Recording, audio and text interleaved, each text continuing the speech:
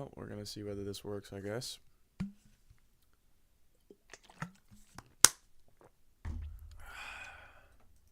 All right. We're live. So, let's see. For those of you watching after the fact who are not watching live, I think for a little bit here, since it's a little bit before 2 p.m. and I said on Instagram I would start at 2 p.m. So I'm going to talk about the album a little bit here, maybe, or like go through some other stuff. You know what? Yeah, we'll just go through some other stuff. I don't have a super clear plan of what to do here, but just thought I'd start a little early. This is what mustard tastes like. But, and actually, let me just verify. Looks like we're good on levels and whatnot. Here's a little secret. I'm using Task Manager so that I can tell what's covered up by my webcam when I am not looking at OBS. All right. Very good, very good. Let's see. So, there's some secret stuff at the beginning here. I thought about starting with these chords, and I abandoned this idea like pretty early on, but so it wouldn't have sounded like this. I would have, probably, I don't know what I would have done. Added more stuff.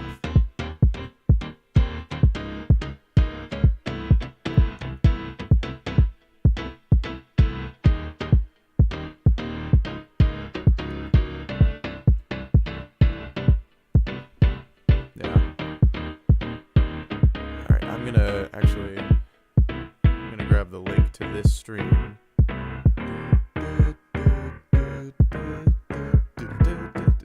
I still remember this stuff. Let's see.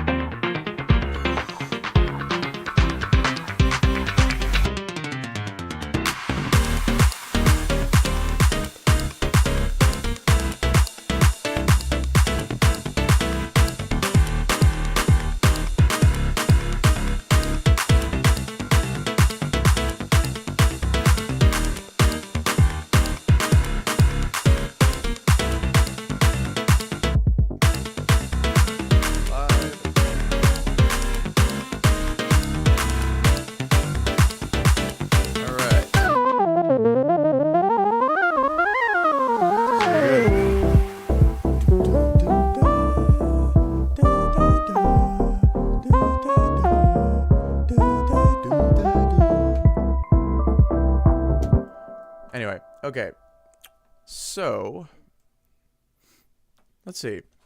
Maybe I should have made a better plan for what to talk about beforehand. I'm gonna load up a different track actually because, while we're here, it's kind of interesting. So I've like deleted all of my project files, so like I won't be able to find them over here in the project Explorer. All the projects over here are gonna be like new things. Or, well, they're old things, I guess, but they're old things that didn't go anywhere or didn't get to the album. There is one, actually, that I kind of wanted to get onto the album. Let's see. It is Wake Up This Day copy. And this one's interesting because I had this planned to be on the album for a long time, but it just didn't end up working out. Just because it didn't, I just couldn't finish it in time, basically. And I didn't want to make it short, and I didn't feel like it fit the vibe super well. But counter to this, what did I end up calling it? Slapjig? Yeah, Slapjig was like a last minute decision to add that. Like that one wasn't planned to be on the album for a long time. And then the weekend I was finishing it up and uploading the album, I was like, oh yeah, sure. But this one's fun because it's got this like space chord loop, like diminished chords going on, like diminished chord motion in the bass. What is going on? I must have the speakers disabled, but you can see the MIDI coming in. Yeah. What am I on here? There we go. The root motion is just going through a diminished chord, diminished seventh chord. I figured A flat minor and then B minor and then D minor. F minor, A flat minor.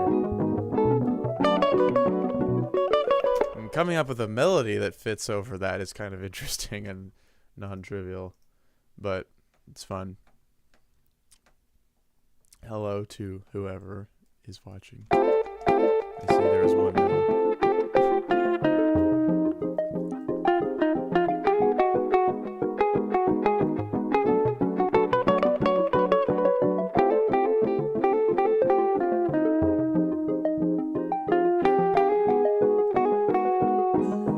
And that is really me playing on my guitar, which is not exactly the visual that you would expect for this, but that's it.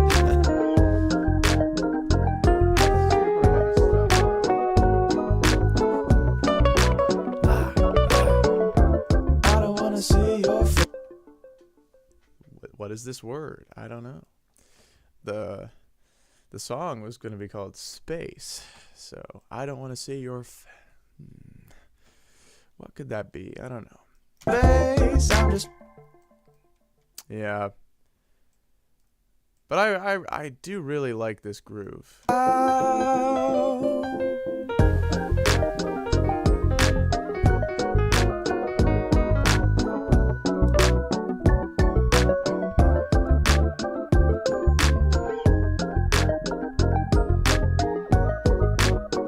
And I think the organ is just playing like triads, but they're like upper extensions. I think it's the organ's playing triads, but it's like on the. Actually, I'm not sure. Let's see what is the organ playing here? Because that's like, sorry, that wait.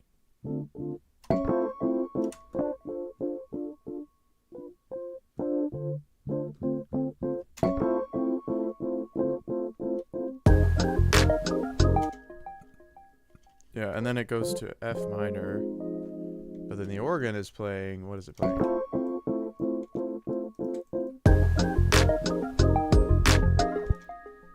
Yeah, and the F, okay, so... What? Play!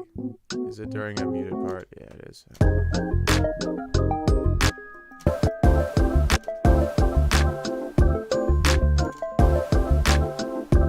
Yeah, so you see it's playing a C.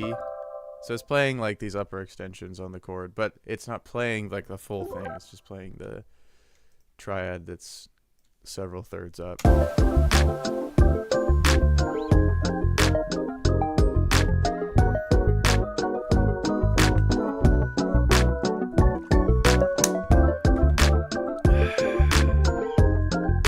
So that's fun, but that's not the thing that made it to the album, unfortunately. All right. Let's see.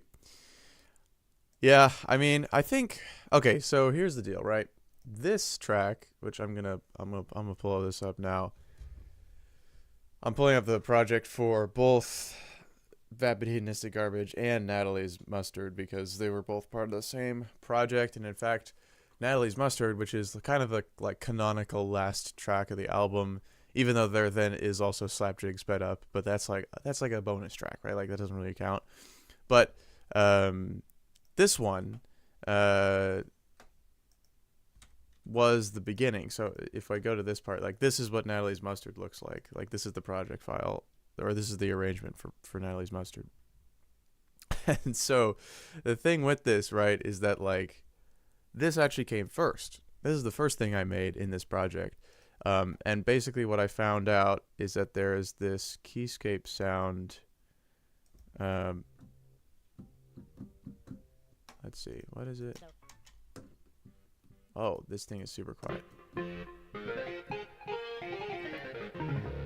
Yeah, I can't play like I usually would because I have wrist issues right now. But I mean, I played a show last night, and I just took the wrist brace off for that because that was a prior commitment. But oh well. Where's the? So, does she actually know what mustard tastes like? Right. Clearly, probably not in the way that most of us know what mustard tastes. Right. So I have this layer, right? This one.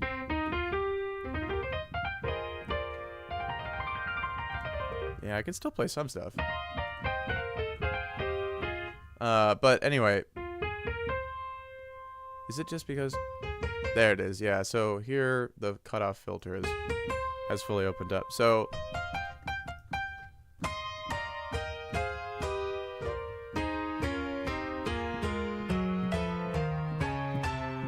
Or whatever, right? And this sound.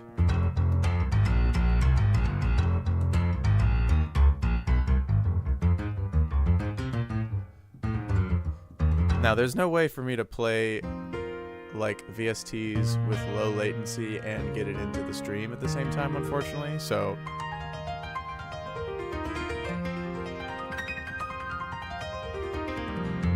that is really difficult to do with the freaking arm brace on. Or wrist brace, I guess.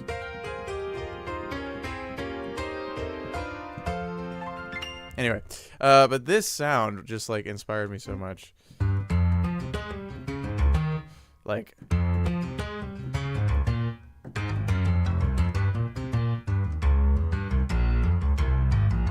and that's why this song ended up being so long. Like, I feel like I could make another track like with this same sound, and I think it would be fine. But yeah, like. This is one of the ones that did not win the poll, so we're not going to cover this one in great depth. Oh my goodness, what did I do? What did I do? It's so fun, and there's so many things going on. And is it 2 p.m. yet? It's not 2 p.m. yet. Yeah, we don't have to start on what mustard tastes like quite yet. And this, yeah, I need to make some sort of edit probably for this. This is like the Apple Stab like reel that it's like my most viewed reel ever, and it's just me stabbing an apple and being like, oh, isn't this a good hi-hat sound? And then here it ends up acting like a hi-hat / shaker. I mean, it's more of a shaker once you get here.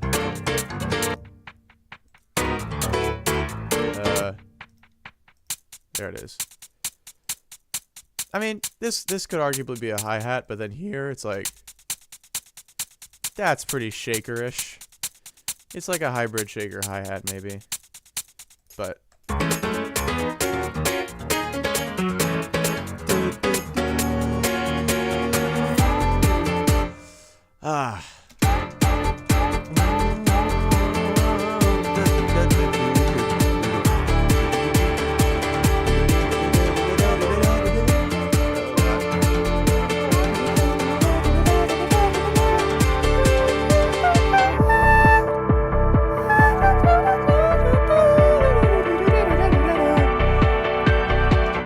beat. Anyway, no, you don't get the drop of that one because you didn't vote for it.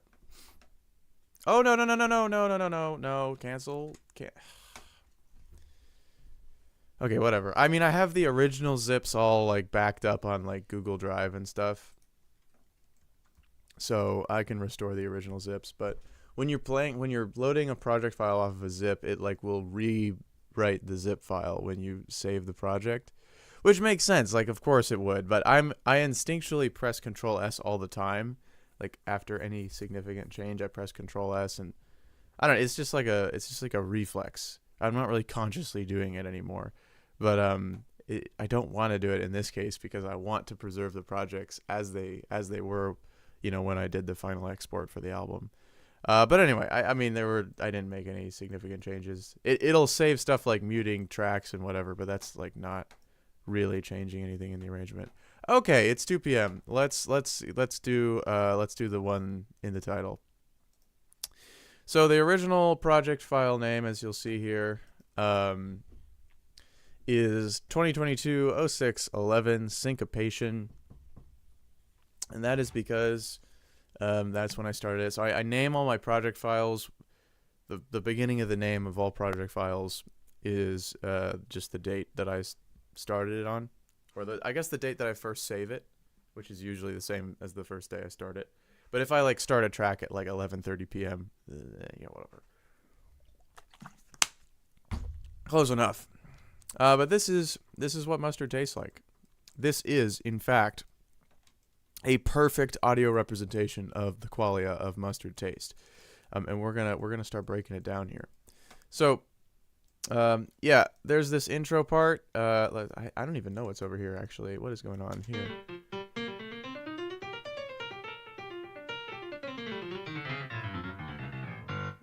It sounds like not real. I don't know how that ends up like, but it's not quantized either, so I don't know what that is.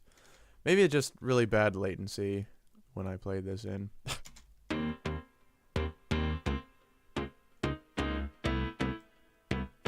For a long time, well, for a moment, I considered like taking this part and like making it like an interlude. So it would have been between Tell Me No, or no, sorry, between Does She Know and this one. There would have been this like little bit, but I decided against it. But yeah, there is this bit at the beginning that like once upon a time I thought might be at the front of the track.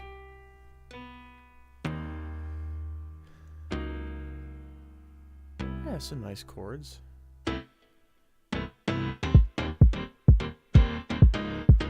And I know that for a long time actually there were not kicks here. That was the idea, is there were not going to be kicks here. But then there aren't kicks here either, and I wanted there to be like contrast when the song like starts for real. So then I was like, okay, I'll put some kicks in, and I'll bring this cutoff filter down. But with the kicks, right.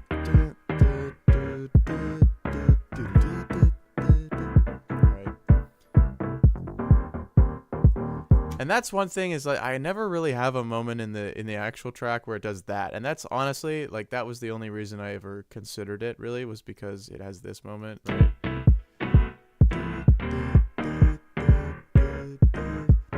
And I love my fives. I love my grouping of 5/16 notes over a 4 grid. So, we had to do it. Except we didn't, I guess. So we didn't have to. Just like very, very syncopated.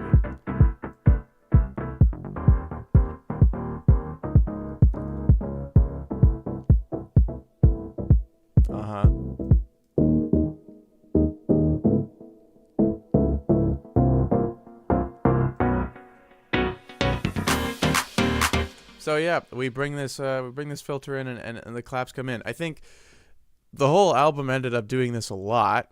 But this was one of the first tracks I made for the album. This is actually track 3 both ways. I never thought about that until now. This is both track 3 in terms of like I made it third, like it was the third track that I started, and it is also actually listed as track 3 on the album. I think it's probably the only track that's like that. It's possible that Vapid Hedonistic Garbage was the last one I made. Because Slapjig I worked on at the end, but like Slapjig was started earlier on. So yeah, it's possible that one of them like in the middle, like Slapjig honestly might also be, but I don't think so. I don't think Slapjig was 8th. Anyway, the point is that What Mustard Tastes Like was 3rd. Either way you slice it. And yeah, so the chords here, let's see, can I give me the MIDI? Yeah, so it's kind of just based on this diverging motion with like sus2 chords. It's a sus2 shape, but then it diverges from the bass. So you start out with this, right? So I guess this is like, an E flat sus4. But then you diverge and you go, and this is a fun chord, right? I guess, what do you call that? That I think you'd probably call that like an A sus2 over C sharp, right? Like this is essentially an A chord, but it's a slash chord, right? And if it was like this, like that would be more obvious, but I don't like that, how that sounds for some reason. But I think more importantly, like I want this like sus2 shape to be preserved, right? And this just, this just goes up, right? Chromatically, as you can see here. And then the bass line doesn't go down exactly chromatically. It skips here, but then it goes down chromatically. So you get, and this is a fun chord shape as well. Essentially, I guess it's like C7 sus4, but that diverging motion. And then where do I go? Yeah. Yep. So I guess it just skips down one in the bass here, but other than that, it's just diverging chromatically with the bass and the sus2 shape on top. And then this rhythm, I don't know, this rhythm has just been in my head for a long time. I don't know what to say about that. It's a really fun syncopation pattern. And I mean, actually, there's not that much syncope. I mean, there's a bit, but like, you know, a lot of these notes are on the beat. Like here, it's like 1, 2, 3, 4, you know. And that's on the beat. Okay, admittedly, that's not. So it's almost like there's like a backbeat across the 4 measures. Maybe that's a stretch, but it's like, okay, so like you've got a chord here, on the 1 of 2, and you've got a chord here on the 1 of 4. Like if you take the measures as beats. It's a bit silly, a bit ridiculous.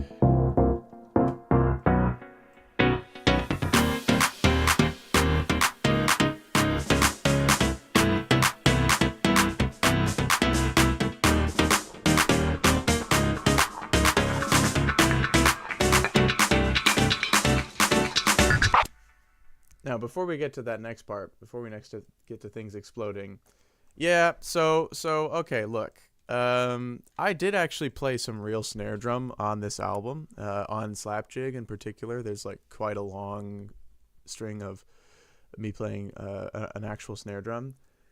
I could have played this on a real snare drum, but I think when I made this, I did not have like a good setup to do that. More recently, I have had a good setup to do that, but I didn't at the time, I guess, and it sounded fine. And like you can't really tell. It's a pretty background part. I bet a bunch of people will say that they could always tell now that I've revealed it, but come on, like it sounds fine. It sounds realistic enough. Also, the whole thing is obviously like synth based and whatnot. And I was very particular about the velocities here. Like I programmed this. I didn't like play it in on a keyboard or something, but you can see like I'm very particular about my velocities, to make it really work, to make the ghost notes happen, all that.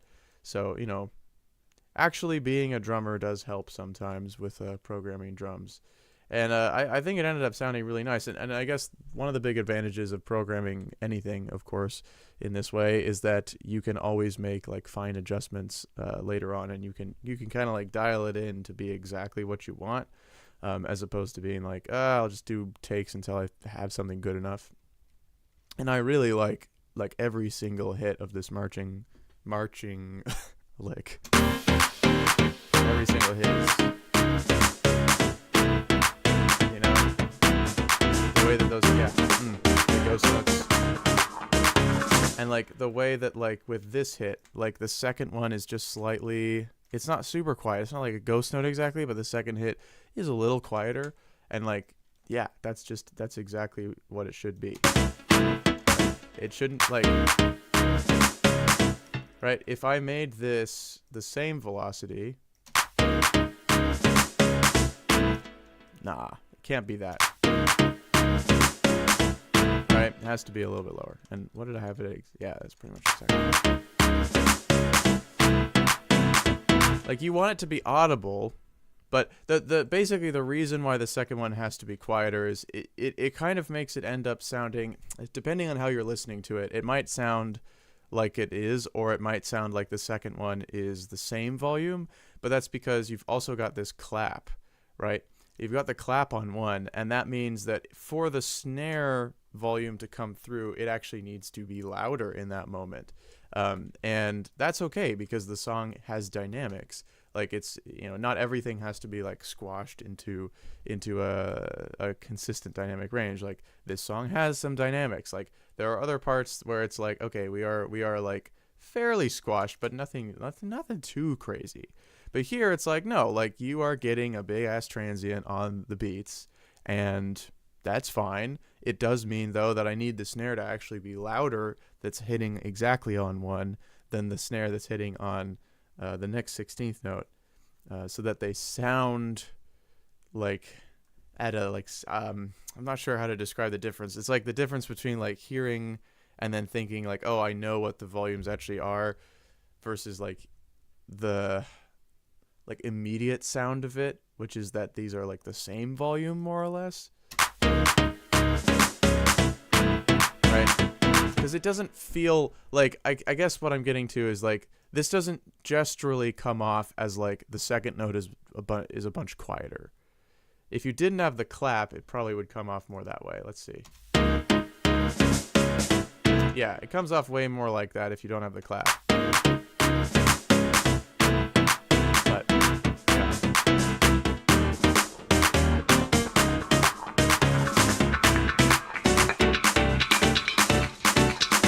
And then here I think there's like some pitch. Yeah, I'm like manipulating the pitch a little bit. So some of these notes, some of these ghost notes are like also pitched down a little bit. And I don't know if that was necessary or not, but I think I just liked how it sounded better than having them the same notes. Very subtle stuff there, but like, it doesn't really matter that much, but it's, it's something.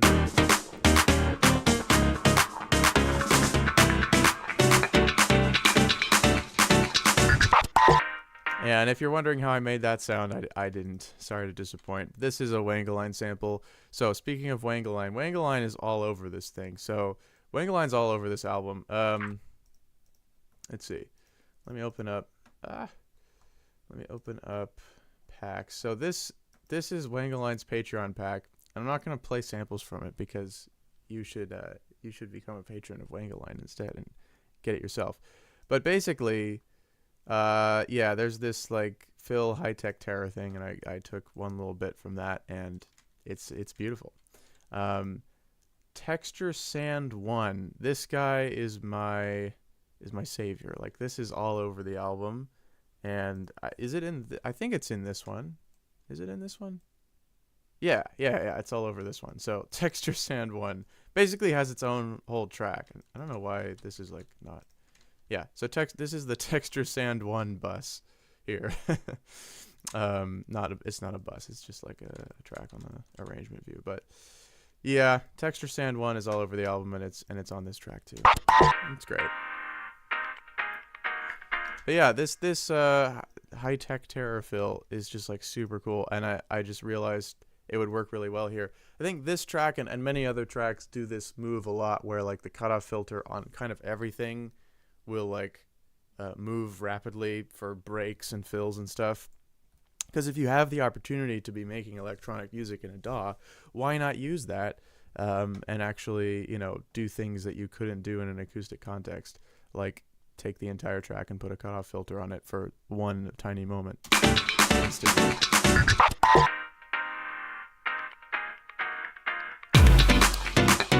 I guess actually that's only one instrument there.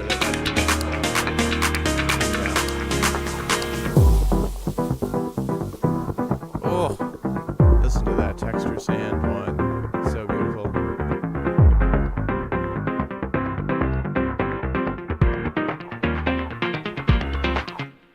Let's see. That's a good question. So speaking of, you know what? I have a. This is a great example for your question, Flying Squirrel. So this line right here, this little like break, descending line right before it gets into what you could call like the first chorus, I guess. Okay, so for a long time I had this. I had the rhythm a little bit different. It was like the same set of notes, but instead of this here, I'm just gonna like, how should I do this? Okay, here's what I'm gonna do. I'm going to duplicate the pattern. Hey, what? Oh, I can't put it there. Okay. I'm just gonna do this then. Okay, so. Man, it's a lot harder to manipulate stuff with this wrist brace on. What I'm going to do is I'm going to make this unique, and then I'm just going to mute this. So, for a long time, or I can't remember, now I don't even remember which one came first, actually.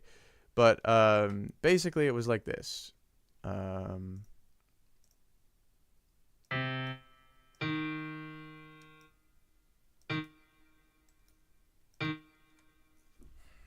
I'm so tempted to take it off. It's so restricting.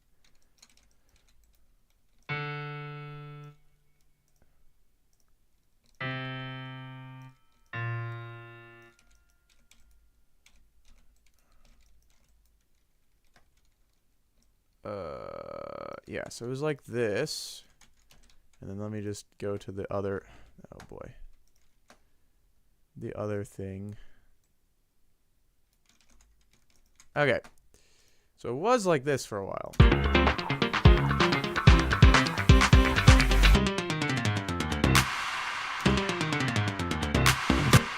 And, you know, between these two options, like this, I went back and forth on a bunch because it's not obvious.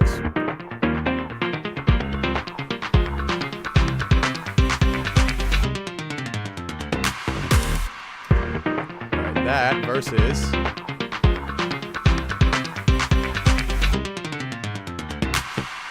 But basically, in the end, I did feel like doing the triplet earlier felt better. And, you know, I can try to describe, I guess, in words, like how that works and like why it's better with the triplet earlier on. But, you know, the ultimate thing is that I just do prefer how it feels. I think I can try to reason why I feel that way, right?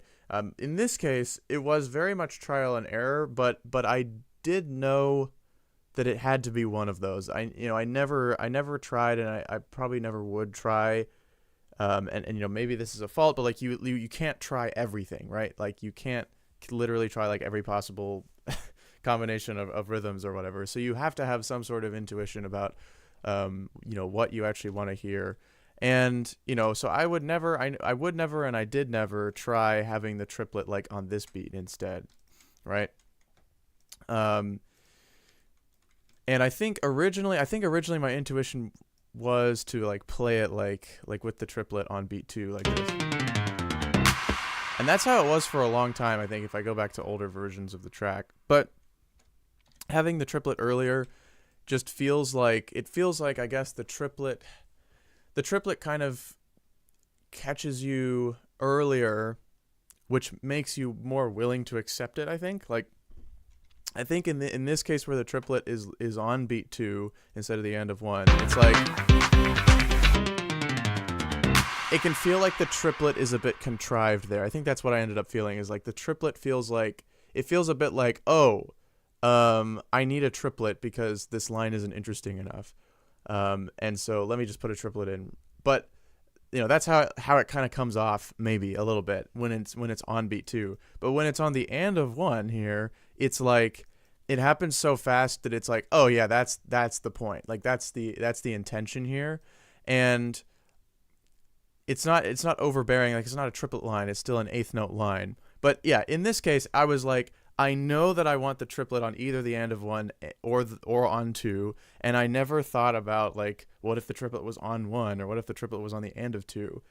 But choosing between those two, I had to like listen to the two versions a bunch, and yeah, I ended up preferring the triplet on the and of one. It took me a while to get there. I think in part because it was like this on two for a long time, and I had listened to this track like in my car, as a local file on Spotify that I had exported the demo, right? Like I had listened to it a bunch with this, so it kind of like I had gotten used to it this way, so it felt weird at first to put it on the and of one. But eventually I was like, no, it's definitely better on the and of one. And I think also like it actually reinforces maybe this is another reason why it's better this way, just to have it on an and instead of on a beat, is that like generally speaking, when you have like a mostly eighth note thing and then you have like triplets, it can feel really nice to use a triplet on an and to like reinforce a beat, because landing on the beat after a triplet almost feels like more of a landing than if you land on it off of eighth notes when you're in a mostly duplet context like this track is. And so this makes us feel like we're going 1, 2, 3, 4, right? And that's a feeling that I really like, and I think that fits with the like ethos of the song better. So, after the fact, I can come up with these explanations, but I wasn't actually thinking those things when I was deciding this. Not really. Like, I definitely wasn't thinking about, like, oh, yeah, this is going to emphasize the like, 4 on the floor, like, the metronomic groove of the song, because triplets going into the beat feel that way. Like, I know that, and I probably, if you had asked me about it, I could have said, like, oh, yeah, like, that makes sense because of how this song is working in general. But it was really more feeling to actually make that decision. Okay, now, I have not read your messages in a second. Okay. I wish I could try every option sometimes. Yeah. Yeah, right. And that's why yeah. I don't know how to, I don't really know how you could go about, like, developing, I don't know. I think you just have to make music. I think it's just reps, like always. Like it's just always reps. It's a boring answer, but it's the true one, right? Isn't the only thing you can do repeat it over, pay attention to your feeling. Yeah. Yes. I mean, playing stuff over and over again is the way, much of the time. But yeah. So that's how I ended up on the triplet there. But yeah, I think like, probably like 90% of the stuff is just like, I'm hearing it this way, I'm writing it this way, and then like 10% of things are like trial and error. But that's a lot. Like, and oftentimes the trial and error things are, that's what like makes and breaks the track, right? Because I think one thing with trial and error is that I think it's probably easier, or it's probably a better way to get to something that's actually like novel. Like if you're trying to do something that's like more novel, then trial and error is probably very important, because when you have like intuitions about like, oh, I just like know what I want to do right away, probably that's that's based on that has to be like based on everything that's come before, right? And so trial and error is kind of the only way to like get new stuff going. And we can argue, I guess, about like what it even means to make something new in music or in anything, whatever. But I think you get what I mean. So yeah. So we go from low pass to full to high pass, back to full, except this time we also have this little guy, which is high pass there. But it actually should not be high pass. Yeah. That's a stock FL sound effect. But I had some fun with it because it's on the beat there, of course. And then it's on the beat here, as we like dive down into some sort of space, right? But then here it's like on the and of 4, on the one e and on the of 4, right? And then here it's on the E of 1, reaction. So this is an anticipation, this is a reaction, and this is on the beat. I don't know what other people call these, but I call these reaction hits, just like how this is an anticipation. I like calling it a reaction. I think it makes a ton of sense as a term. It really, like, that's what it feels like. It feels like that's reacting to the beat. Like the beat happens, right? And then also just like, since these are called anticipation, reaction, that's a duality. Like, so I call them reactions, but I have never heard other people like term that kind of thing, which is weird because anticipations are termed. But I guess it's less common. Like, in fairness, like especially in jazz, right? Like anticipations are like all over the place. Like you'll play like, you know, right into 4 with an anticipation, like over and over again. But playing a 16th note after 1 or after 3 or after any of the beats is kind of a lot less common. But it's like these average out, and then I forgot I reversed it there. Yeah, and you can feel that. Like that's kind of hard. Maybe if you have a sub. I forget what this moment sounds like on a sub, but on the headphones, if you pay attention, you really hear that.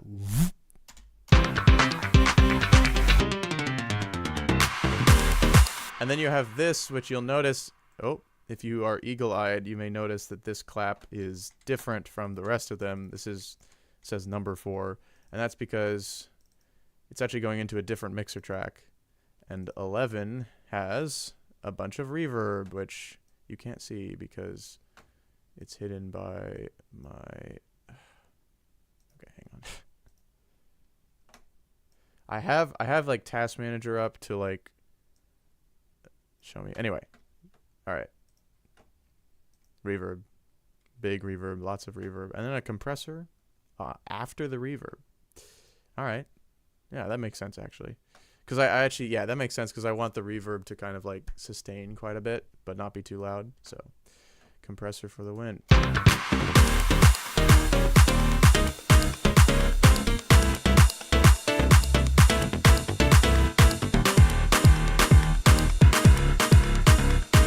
So these are those reaction hits I'm talking about. Oh my God, I love this. I love reaction hits, especially with low piano. Like, oh, that's not piano, that's a clap. Okay, so, oh, and we have not talked about this yet, have we?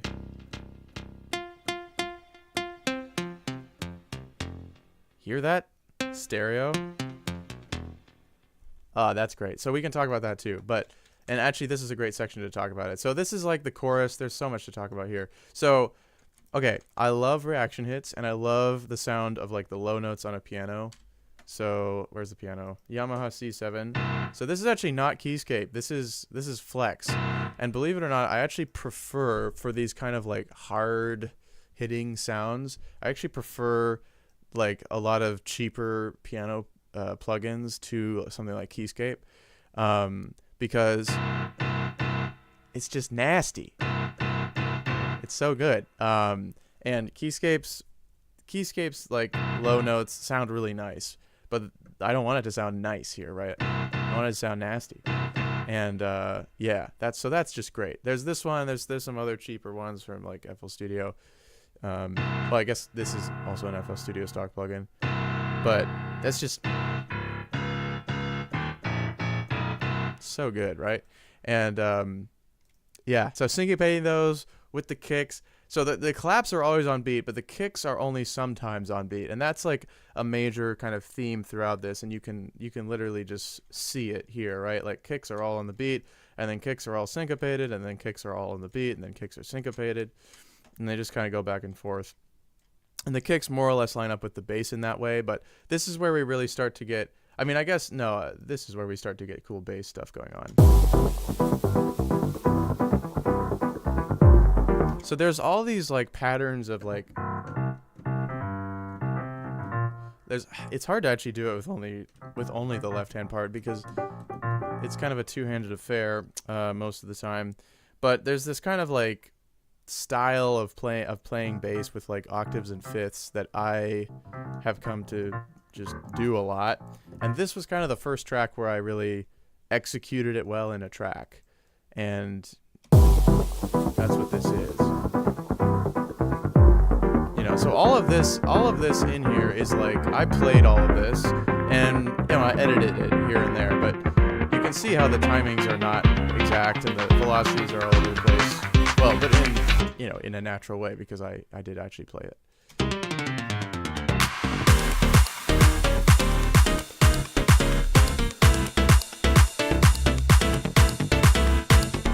Yeah. Oh my god, I love the bass in this measure. Ooh. Oh my god.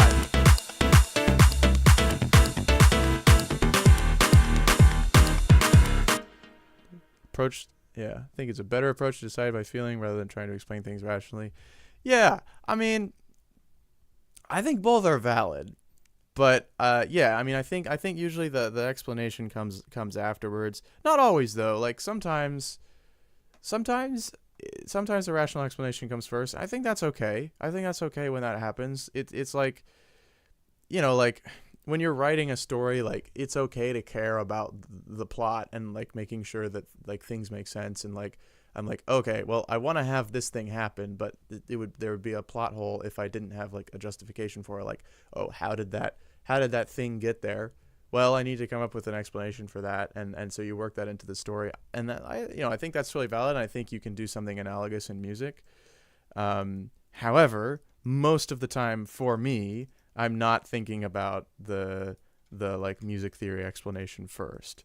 But occasionally that does happen, and I guess there are kind of more basic ways in like, I was intentionally like doing like a diverging motion. Like, it's hard to say how conscious I was about like the diverging bass and sus2 motion being like the thing that I wanted to do. Like, what does that count as thinking about it theoretically? I don't know, but I was very consciously like, yeah, I want to like, or whoops, that's not it. Like I don't know. Like sometimes the lines are pretty blurry as to like whether you're using theory or not, because if because ultimately all theory is just like naming things, and so if you have concepts of things and you're thinking about it, that's kind of in some sense doing music theory or using music theory, right? It's just that like there's like some sort of threshold of complexity in terms of explanation that you reach where it's like, okay, now you're definitely like you're doing music theory to this. I don't know. Yeah, I think that's a really important point, is that in the end, if the point is to achieve a feeling, then like that has to be your arbiter ultimately. Yeah.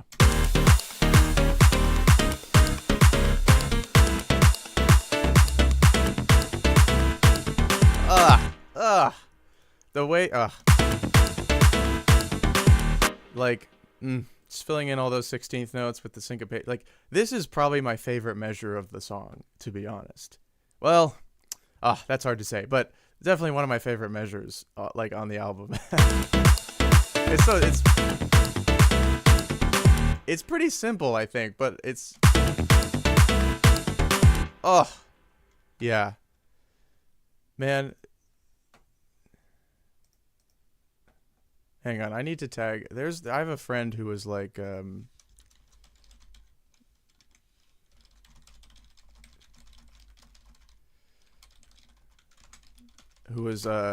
saying he really likes the bass line on this track.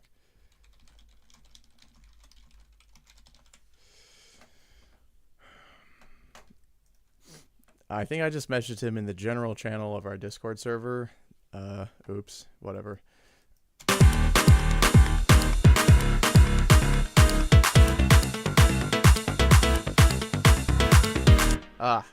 Yeah, okay, I'll just let it play a little bit.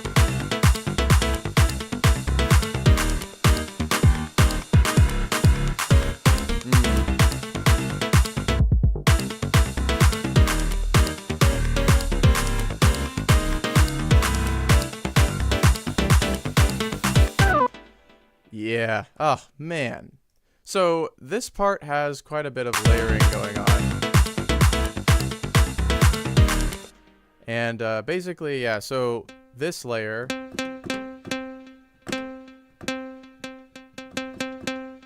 is like, has this like plucky synth thing. But, okay, let's check this out, right? So this is a very cool thing mixing wise that I did in this. So, okay. this was late in the process. To be fair, this was pretty late in the process where I did this. But check this out. Okay, so I have these two plucky synths. For a long time, there was only one. It was just this one, or maybe it was just this. I think it was just this one actually. Yeah, because this one is like first. So it was just this one for a long time. So it was like, what?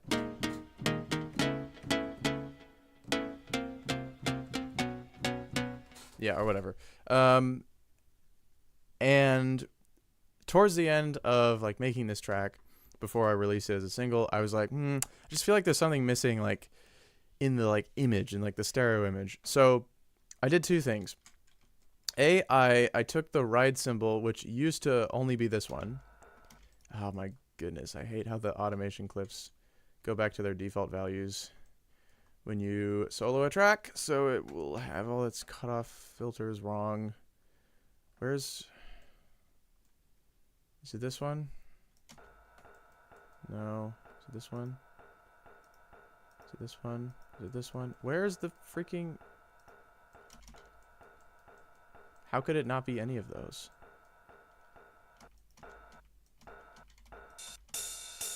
What? That says for chords and bass. What? That says chords and bass. Why is that going into that? Ugh. Principles, Andy. Oh my goodness. Alright, well anyway. So, it was just this one for a long time, which admittedly already has some stereo image of its own, but I wanted more, so I added this one. And it doesn't even sound that good when it's by itself, but in the track, it's way better that way. Then, admittedly, you know, I could like recenter it and whatever, but those are panned, but that's pretty basic, right? Okay, so you have two cymbals that you panned a little bit left and right, whatever. That's normal stuff. Here's what's not normal stuff. Here's what's kind of cool that I was kind of proud of figuring out or like doing. So I have these two different plucks, which were originally just one pluck. So in FL Studio, for FL Studio default, for like stock FL Studio plugins, or at least most of them, you can do this. There's this secondary menu where you have a bunch of controls for stuff. And one of the things here is that you can key track panning. And this is kind of useful because like if you have a piano-ish thing, you know, you might want to have the high notes panned a bit to the right and the low notes panned a bit to the left to like mirror the layout of the piano, right? So if I play this one up high, you hear that's very right panned, right? And that makes sense because I'm playing it way on the right side of the piano. And on this one, it's reversed. But down here, oh, it's over there.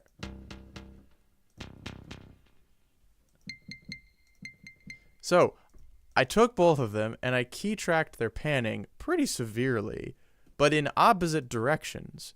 And then I'm layering them. So this one you can see it's key tracked about the same amount, but in the other direction. But when I layer them, that means when I play in the center of the keyboard,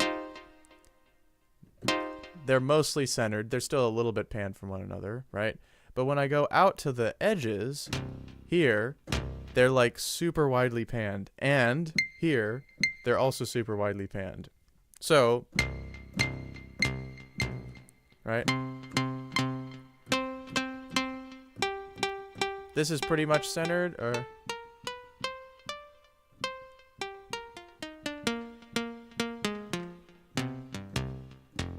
It looks like it's always a little bit left panned. Oh, no. Here it's a little bit right panned. Anyway. So it's just like wider. Like the wider you play on the piano, the wider the stereo image is. And then in the center. I love that so much. And that means the bass, the transients of the bass have this like wonderfully wide stereo image for the plucky part. Anyway, I love that.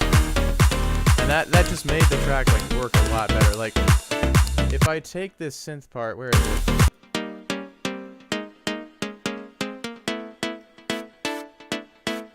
Oh yeah, and then there's another layer to it. Oh right, here it is. Or wait, no, this is. So this is. So.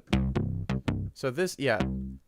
This is like the actual bass. Like those other guys that I was playing, like those don't play like the actual bass, but they do play the bass notes, but they're not providing like the bass, right? They're providing more like transients and pluckiness on the bass, but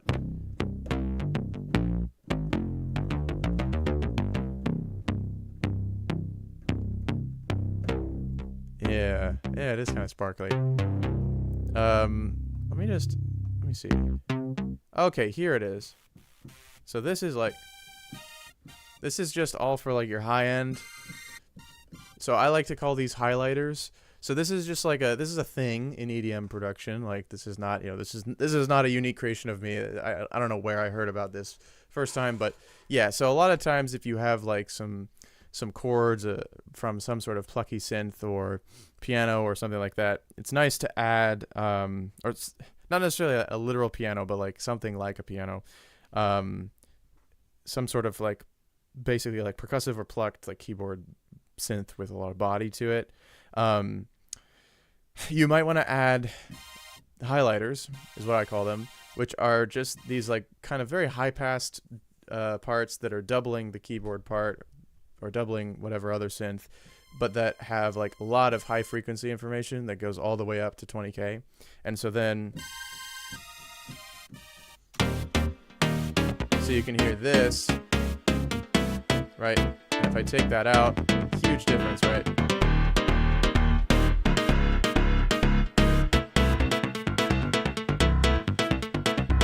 And it sounds like they're only doubling the chords parts and actually not the bass.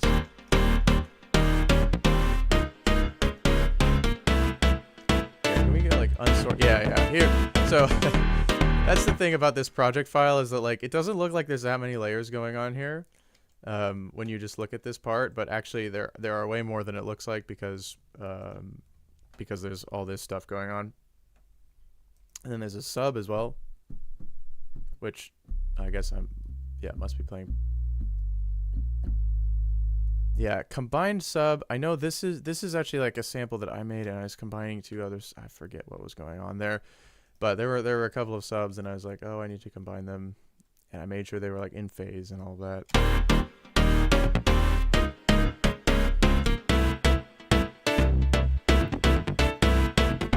But check this out, right? Okay, so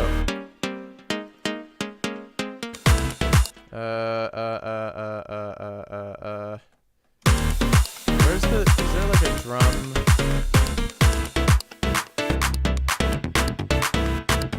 Okay, I'm just gonna mute. Yeah, I'm just muting all the drums and percussion. So, check this out. If I make this, where is it? Yeah, okay. So this one is the one I believe. If I make this mono, wait, where is? Okay, so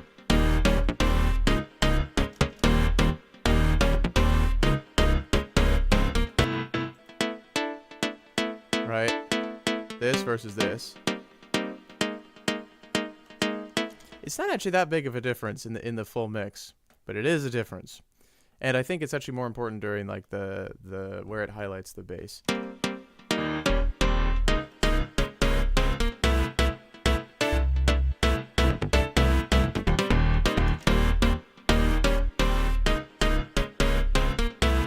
Let me make sure. Oh, I'm just wrong. They are not highlighting the bass. Uh-oh.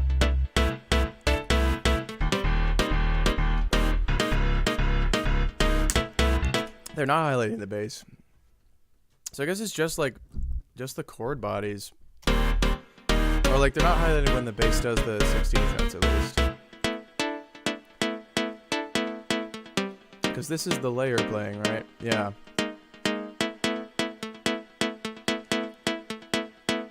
So I guess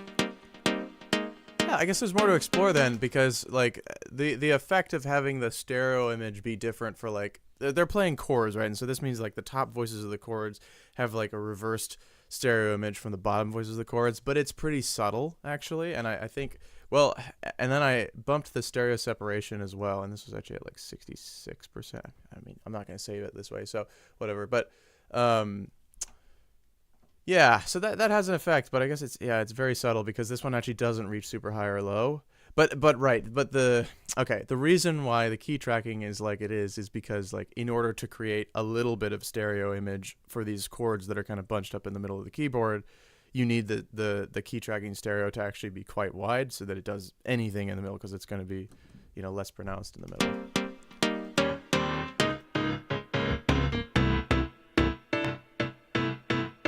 Oh, even okay, right, because those like little extra 16th notes are actually just coming from the bass, even though like other parts are playing, like the Yamaha C7 is of course playing the like main bass notes, the big hits.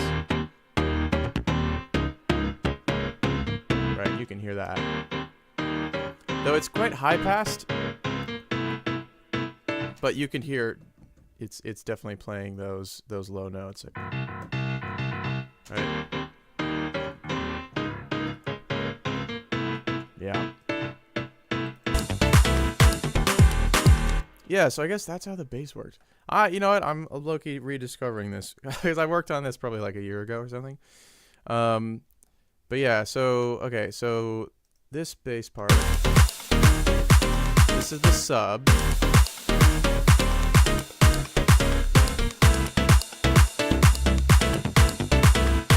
Right, no 16th notes. So it's only this guy that's actually playing these 16th notes, and they're like octaves. Okay, which makes sense because they're just like doubled from the keyboard part that I initially played.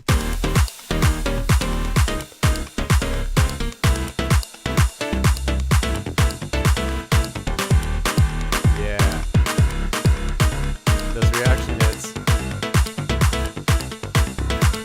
all those little ghost notes in the gaps. Another contender for like best measure. Oh my god, dude. Ooh, I remember when I like actually made that, I was just so giddy, and now I'm getting that feeling a little bit again. Like, man, like I love these like 16th note little. They're not exactly ghost notes. Like they're pretty loud, and they have some pitch to them, but they're very short, which makes them kind of ghosty. And this one's more full. Like this one's like every subdivision, right? Whereas this other one that I was looking at over here, this one like doesn't have all the subdivisions. It's a little bit more like reserved, I guess. Oh yeah, but like the way that the like top parts, like the chords, the rhythm of the chords here is like,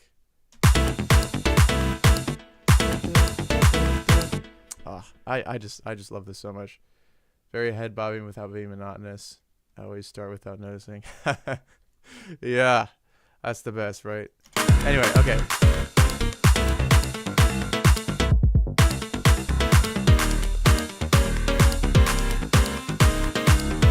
And texture sand 1. Oh yeah.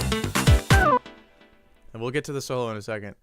But another little moment here of just like, hey, I'm making electronic music. Why don't I do electronic music things? And not that I had to have that thought exactly, but it's just like, yeah, this is the kind of thing that when you're in a DAW and most of the music making is happening in the DAW, like this is the kind of shit you should do because you can, and it's beautiful, right? Just cut everything off, put a low pass filter on like everything that has like reverb tails and stuff, because without this this is what it sounds like. And I was like, no, we can't have those reverb tails getting over that. And then it just opens back up. Texture sand 1.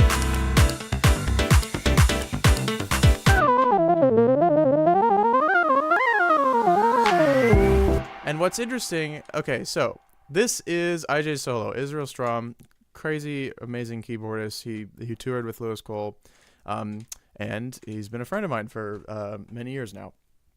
So when I sent him this track and I was like, could you do a solo from X timestamp to Y timestamp? It was not arranged like this at the time. I wonder, you know what? I wonder if I can find. Probably not. But anyway, it was not arranged like this when I sent it to him. It just like, I think it had like, I don't even think it had a break. Like, I think it went straight into this like. No, well, there's no way it went straight into it because otherwise this wouldn't have made any sense. But yeah, I think it definitely did not have this like one e and of three. I always get the e and the confused when I like have to name it on demand. Like, that's been the case for like my entire life. I've never been able to like on demand. It's like getting your left and right confused, I guess. But yeah, for me, left and right, no problem. But e and I always forget which one is the reaction and which one is the anticipation. But anyway, this anticipation of beat 4, let's just call it that, right? I guess it's also really awkward to the of 4. Like, it just feels bad to say, right? Yeah. Time alone with you in terms of groove. That is an interesting comp. I mean, I'll take the compliment. I don't really see how it's similar to that groove, other than that it's good. But yeah, sure. Because I'll just say, like, Time Alone with You, very explicitly has this like quintuplet swing thing going on, and it's like this like lilting groove. This one is very not lilting. Like, it's very much straight 16ths and just like tons of syncopation. It's also a very different tempo. I mean, it's 128. It's dance tempo. Whereas Time Alone with You, well, that's Savior, I guess, but it's pretty similar, right? 2, 3, 4, 5. Right. And yeah, I'll take the compliment though. I love Time Alone with You. One of the better tracks out of the back half of Jesse, like the second half of Jesse.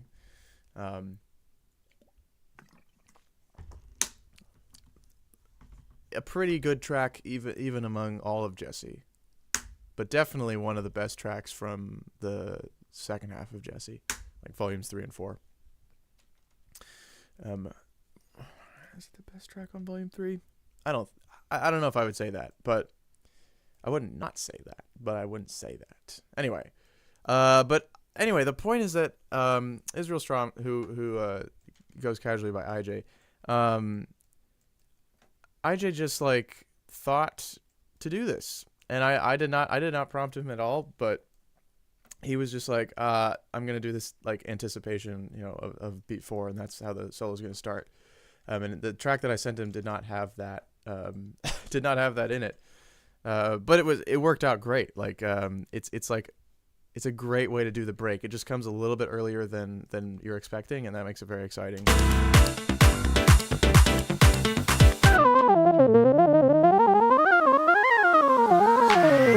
And then, of course, he just plays this like incredible line that I could never dream up. And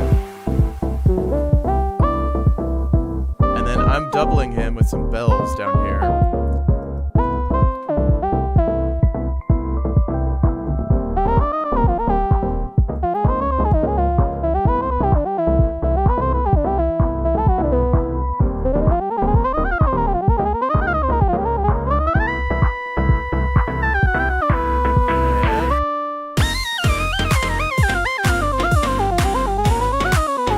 So I want to play this without his solo on it, and just like, I'm gonna play the whole thing actually through. It's pretty fun even without the solo, and then I'll play it again with the solo, because this is what I went through right when I was making this, and it's very interesting. So yeah.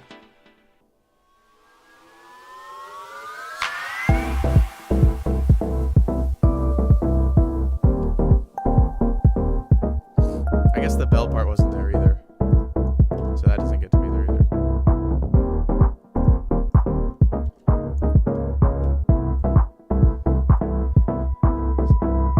So essentially just the chorus stuff again. Oh yeah, the reverse bell. Super good, right?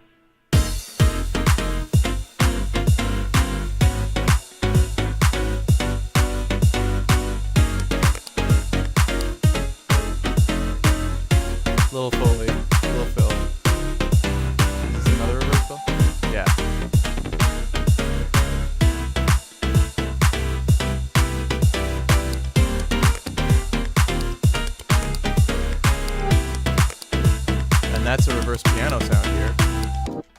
right? This little reverse piano sound, lots of little tiny reverse piano, reverse bell things. So that's it without the solo, and then here it is with the solo.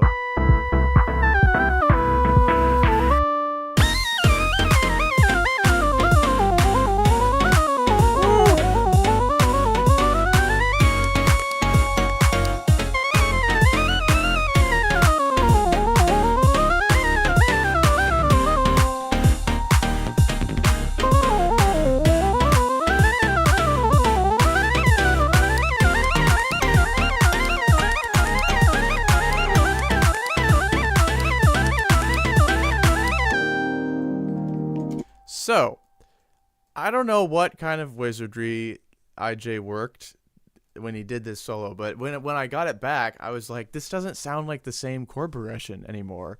Like, I don't know. Like, that was my reaction. Is like, he like totally changed how the harmony sounds for the better, I think. Like, and yeah, I didn't really get it. I asked him about it, and he was like, I emphasized the bright notes of the scale, and I was like, okay, I guess, sure.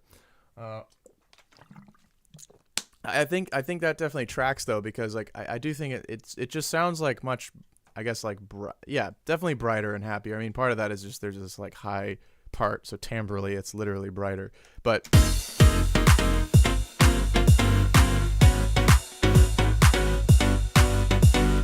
versus.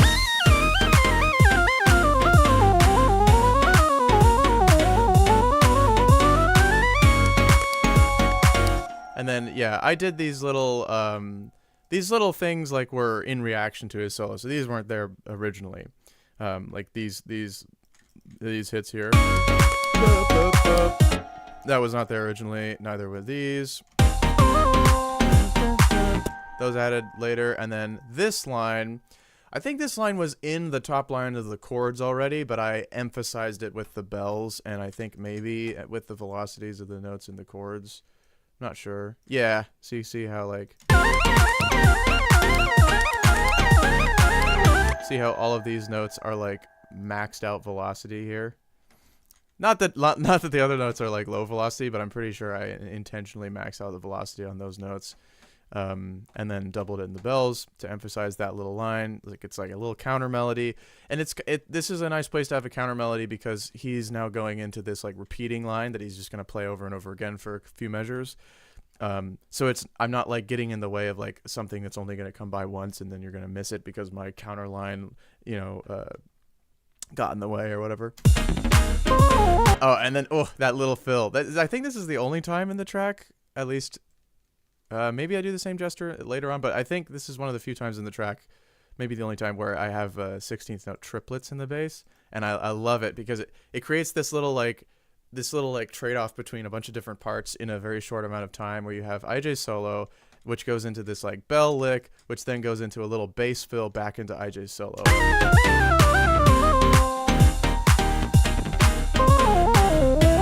Yeah, I love it, right?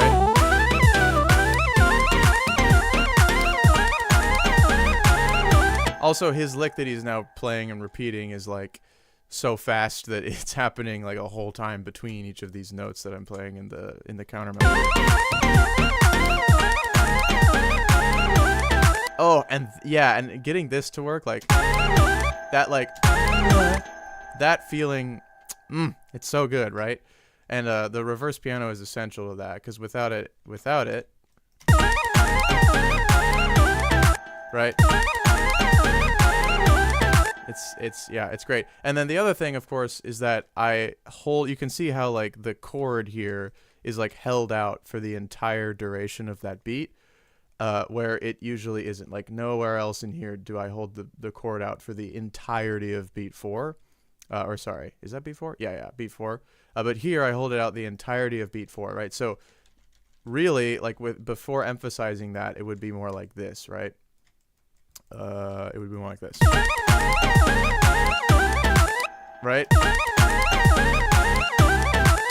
Lame. So instead, it's this. Beautiful, right? And yeah, so that's IJ Solo. There's also, of course, you might have noticed this like volume multiplier that I put on it, and this is something, you know, if you've seen people break down stuff before, you've probably seen stuff like this. When you get stems a lot of the time, which in this case I decided to go with the stem. He also gave me MIDI if I wanted to put it into a different instrument, but I liked the sound he sent. I think it worked well. The thing is, though, that this type of lead, right, is basically a sine lead. Like there's some harmonic information in it. So if we just look, yeah, I guess it's not. It's not really a sine lead, but it's like kind of just really a sine lead, right? If we just delete all this other stuff. I actually boosted the harmonics a bunch. So actually without that, yeah. So this sounds very sine leady, right? I boosted the harmonics a ton.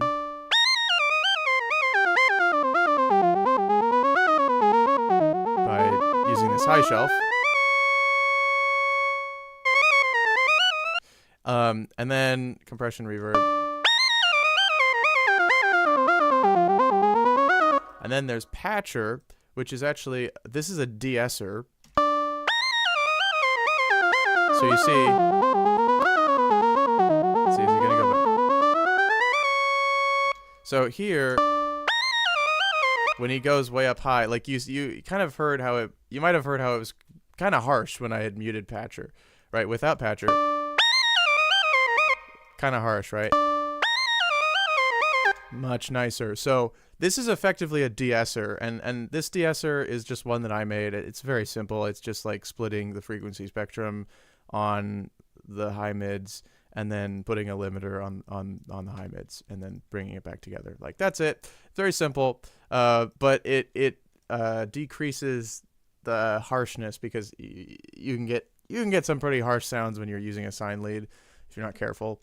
And so I did have to be very careful about that. And yeah, so then on top of that, there's this volume multiplier,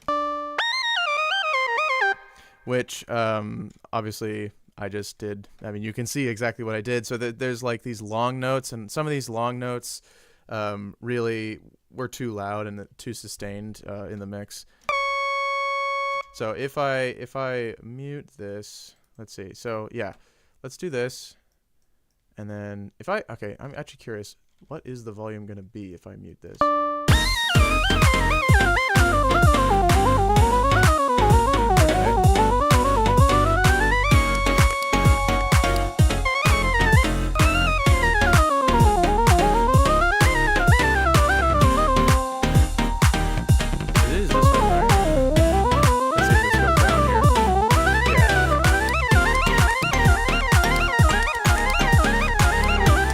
Yeah, and so there's just a lot of decisions you have to make here about like what notes are important to keep loud, and what's interesting here is that like you can see the volume does not really change throughout this. Like it's actually a very consistent volume even in the raw like input underneath. However, he's playing a very high and repeated line here. Like he's playing a line and he's going over and over again, and he does shift it with the harmony, you know, for the second half of it. But it's basically the same line, and he's just adjusting it to the chords as it goes on. And because it's the same line over and over again, it's a lot less important to like make it loud because you have so many chances to hear it effectively, and it kind of can get like grating or annoying if it's too loud. Now, when you're playing like a new line that the listener hasn't heard before, then like having it very loud and in the front is a good thing because you want to make sure it gets heard and it doesn't get missed. But when the line is repeated over and over again, it can actually kind of be pretty bad. So like without this, it sounds like this.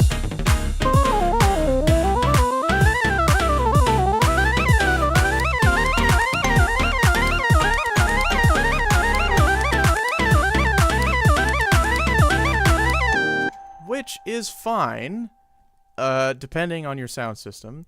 But if you have speakers that just happen to have like one of those notes be kind of like bad, or if you're in a like space where one of those notes is kind of bad and resonant, this can kind of suck if it's too loud, and or it's not suck, but just be annoying. Like it can be like painful if those notes keep blaring too loudly.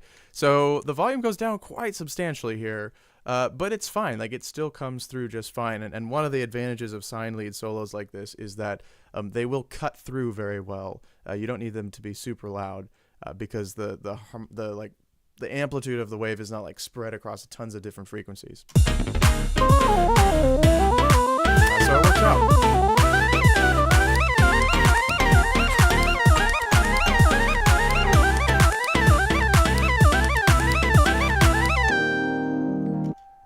Hello, equally divided mind. Thank you very much. Merry crimes to you as well. And yeah. Okay, so that is pretty much his solo. I wonder what this is. Oh, this is probably the... Yeah, okay. So this is this EQ that brings up all the harmonics, which turns on for this part. So that's one of the things is like when you have transitions, it's very good most of the time to like really lean into whatever is going to change at that transition. Like if you're going to all of a sudden have more bass when you get to the other side of the transition, you take the bass out like right before the transition. Or if you're going to have if you're going to have more brightness in the timbre overall, then like, you can build up the timbre, but make sure that there's like a real big contrast. I mean, you don't have to do anything obviously, but like making a big contrast will really make it feel like intentional. It'll feel like a thing, when you change that timbral profile. And a lot of these sustained notes like have really significant volume automation on them because they can be, these ones are kind of the more problematic ones, especially if this note happens to be a bad resonance, like in whatever listening environment you're in. That's rough. That's really rough. And some of these notes were pretty bad resonances in like, when I was listening to this in my car on my Bluetooth speaker. And fortunately, this really doesn't like sacrifice anything in headphones because the note's sustained. And so you're going to hear it anyway.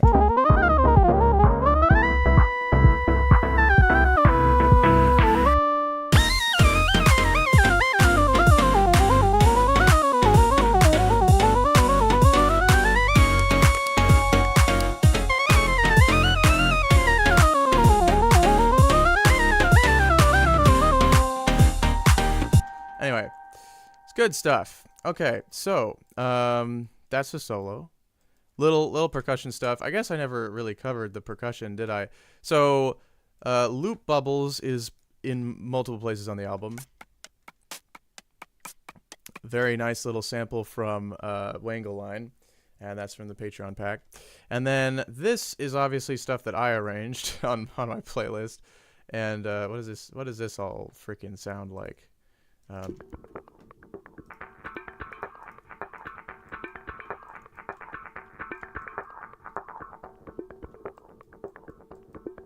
see.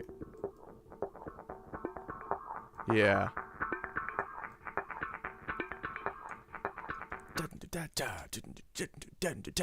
Like that kind of rhythm kind of pops through. It's a fun little element to add to the beat.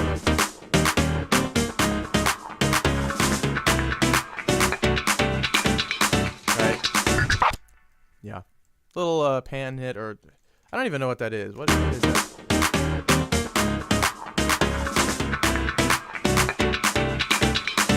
Is it this? No. Wait, which one is it? Yeah, it's this one. What is that? That is smashing cast iron tools in cans. That's probably also I think most of these are probably also Wangle Line. Is that Wangle Line? Hang on. Now I want to know. Foley, maybe? Smashing cast iron tools in cans. Oh, yeah. So it looks like this is all Wangle Line stuff, except one of it I just looped, and then the other one I like actually chopped up and did a bunch of interesting stuff to, or arrangement of. And then you've got this. So that's a bunch of like just little small sounds, and that comes through like here, for instance. Let's see where. Yeah, this is the real way of like soloing this stuff, right?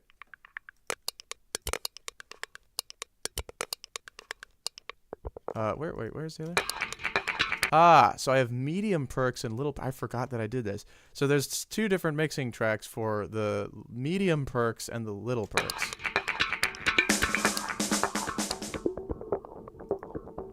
Yeah, okay. And then there's this guy. Ooh. Wangle line win. Yes, indeed. Yes, indeed. Ooh. Right? Okay, fun times. All right. So then we go to this other section, which is like completely different.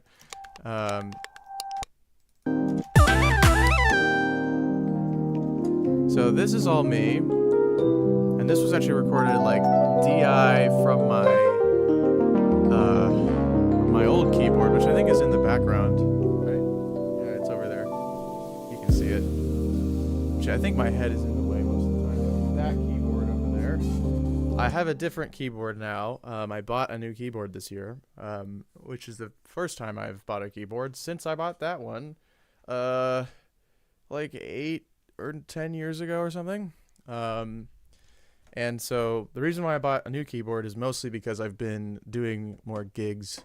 I've been playing some shows with my roommates, and the first show that we played, I used that keyboard, but that keyboard doesn't have like, it's not a stage piano. It's a cheap like arranger piano, and so it has like, you know, it has all like 500 Yamaha sounds or whatever, but it is not meant for live performance. And so what I ended up having to do is like bring my laptop and my audio interface and like a bunch of cables and have that keyboard plugged into my laptop with Keyscape so that I could actually get a good piano sound like that has stereo going out. And so like my audio interface, which I'm currently using on my desk, I had to like take that out of my desk setup and then like bring that to the gig, and it was like the outputs that would go to like my monitors in this setup would go to the DI box into the house, and like that was a pain in the ass. So I was like, this is not good, and I don't want to have to keep doing this. Also, I'm due for an upgrade, I think, on in terms of keyboard. This keyboard is nicer in many ways. It's it makes live performance way better because it actually has proper like stereo outputs. It's meant to be a gigging stage keyboard. It's also very lightweight, actually. Like it's even lighter than that one. That one's not super heavy, but it's not super light either. I think it weighs like 40 pounds. This one I think only weighs like 27 or 30 pounds or something. Which is very light for a stage keyboard. You know, this is compared to like my dream keyboard is like the YC88.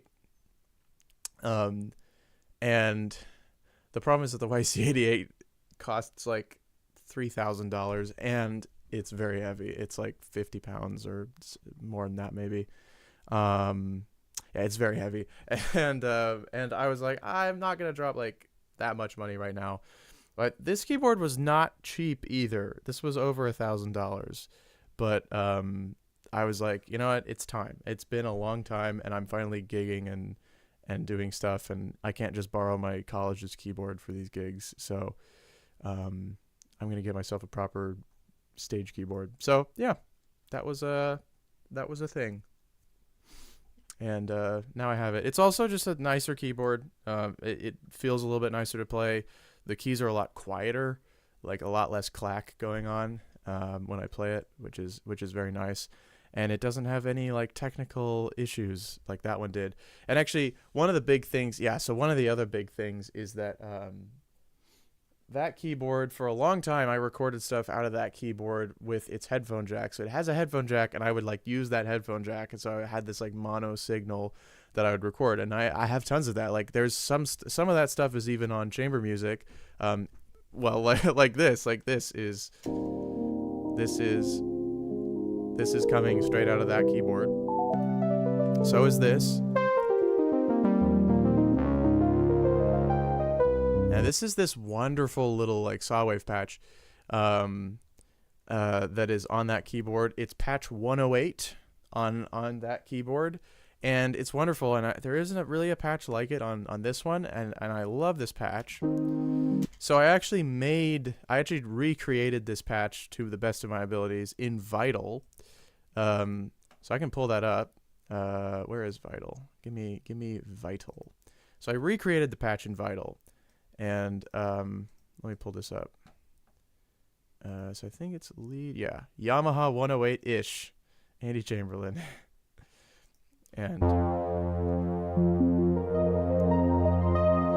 the big thing with this is like it's this like, you know, kind of basic like saw wave synth like saw patch, but the thing is that like nothing too crazy. Like there's nothing too crazy about this, but it's just like the touch of it.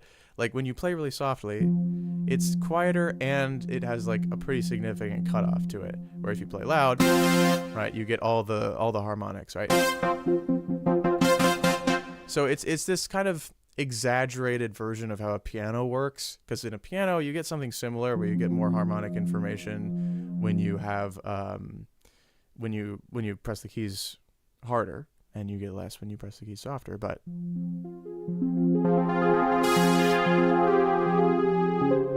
it's not quite as good. I don't know, like, because if I play the same note with a sustain and then I play it a second time, like it'll take away it won't like let the other one continue to decay over it. And I think the Yamaha 108 patch does that. So I'm not sure how to do that. But as long as you don't do that, then like pretty much this works fine.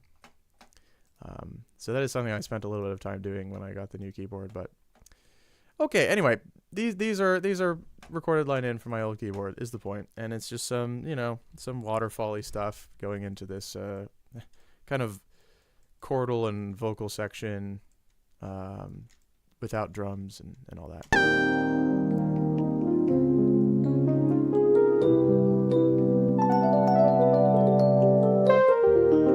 Lumatone. What do I think about the Lumatone? Haven't tried it. It looks like it would be fun to try. Okay, let me see. Am I thinking about the right thing? It's like the hexagons, right? For like micro, yeah, the isomorphic, yeah, okay. Yeah, it looks fun. I don't know. I haven't ever touched one, but I would try one. It looks fun to mess around with.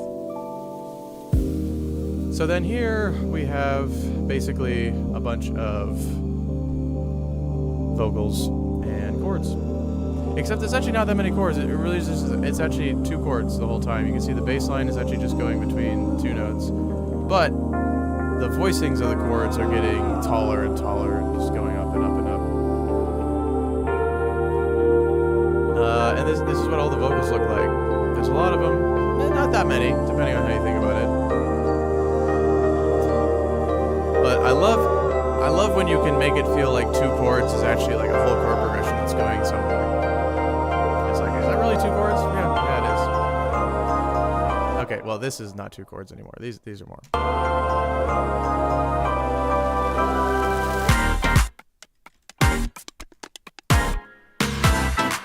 Okay, so getting back into this. This was originally just going to go like full back into it, like everything happening all at once. This was like drop 2, right? I'm so glad that I didn't end up doing that though, because it took a while to get here. And actually this kind of like these edits where like it's really like these little pockets of silence other than the percussion, that didn't happen until very late in the process, like just before I was uploading it to release it as a single. But I love how like you get this like huge hit, but then it's immediately back to silence. It's like, it's beautiful. What's up, Cass? Happy birthday! And here's your present.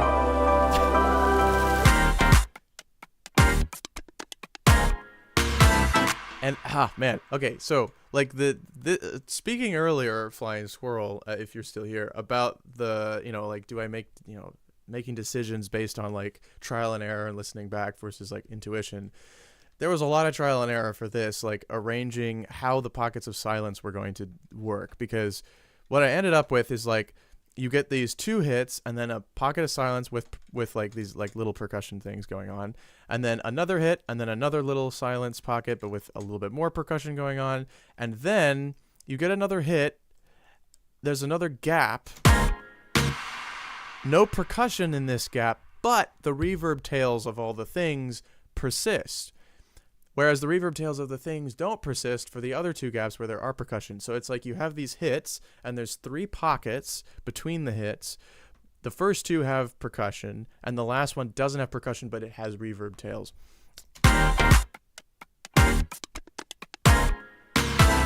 And like figuring out that was the sequence, it took a while. I experimented a lot with like, because I tried out like, okay, what if I do this, or something like oh goodness, something like this, right?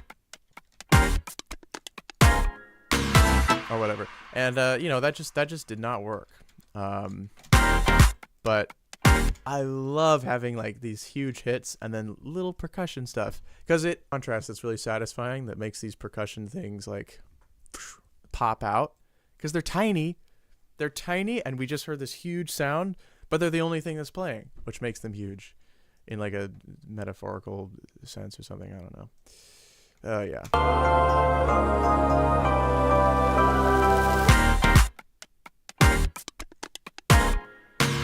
And then doing the tom fills. Woo! So you can see how like I have all these things muted. So I used to have all of this stuff, right? I used to have all of this stuff playing here.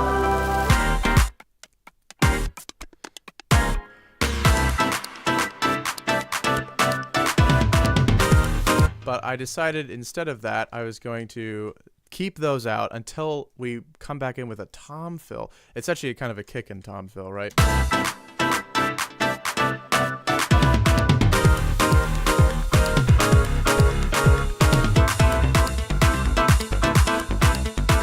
And then we just do it. Then everything comes in, right? The toms fill us in, and boom, we're doing the reaction hits. We have the low piano. We immediately get a bunch of like the 16th note, ghost note-ish bass stuff. And it's all back in full force, and we have extra parts on top, right? Because like these parts were not there before. And of course, what mixer channel is this? What about this one? So it's all this? Yeah. Okay. So, oh, the toms are not in the mixer. Oh, Andy, that's not okay. I guess I forgot to put these in the mixer. Oh no. Oh well, whatever. Anyway, so those are also line in from the old keyboard. These were recorded a long time ago. Like these were recorded way before I like did this arrangement stuff with the toms. The toms came in very late in the process. But I really love these like random tom hits, or like no, they're not random. That's the point. But like, yeah. It fills in the gaps really nicely, especially during like these measures where you don't have a ton of the bass syncopation going on. And then here it's like, yeah. So the bass syncopation, or not the bass syncopation, the like bass ghost notes that are filling in, they never really get interfered with by the toms, because the toms are not playing for this whole section, right? A few measures. Yeah, exactly, flying squirrel. Yeah. It just makes it so much more satisfying. We do that move again, of course. I mean, it's more or less the same section. So highlighters still going on, and we've got all the percussion back in. And then IJ's solo, I took a clip of IJ's solo. Originally, the song was gonna like end here, and it was gonna be like IJ's solo was gonna basically like fade back in and then fade back out into like a reverb wash. But I ended up like just kind of not doing that, because I wanted to have a moment for that syncopated bass line with the ghost notes to like shine a bit and just be by itself for a moment, with something less overbearing on top of it. And so his solo comes back in, but it's just kind of in the background, kind of as a way to, I guess bring everything back together, because we heard the chorus, and overall this musical section is like a repetition of the drop / chorus section from before IJ's solo, and then there was IJ's solo, but then we bring it all back and we put IJ solo back in a little bit, so it's like everything comes back together. Right. But it's very much in the background, but you definitely can hear it. Like, it's not supposed to be like hidden where you have to have like $2,000 headphones and amazing ears to be able to tell that it's there, but it's definitely in the background.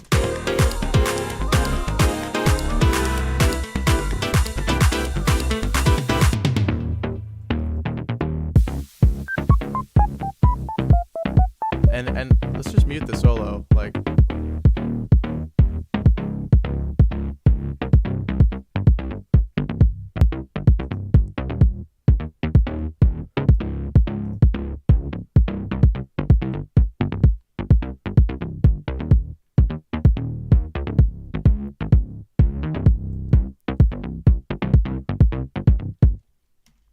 Beautiful, right? I love that bass line.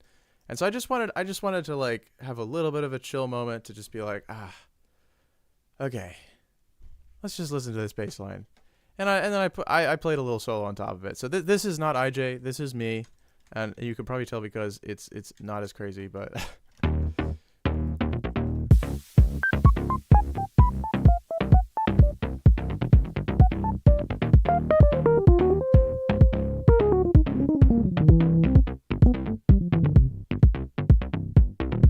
it's a very kind of like it's like a softly put solo, you know?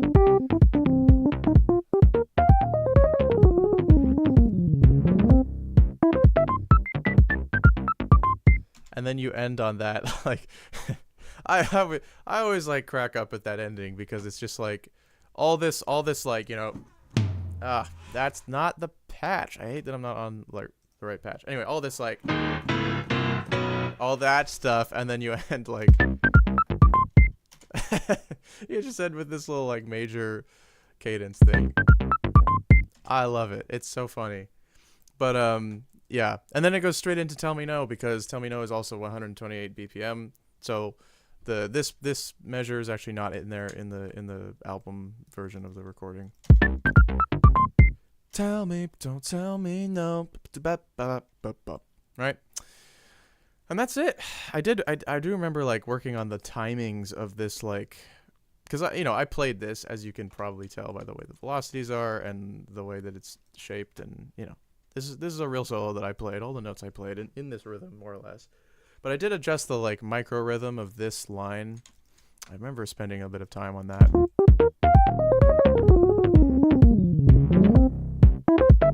Like just like stretching it like ever so slightly, being like, is that it?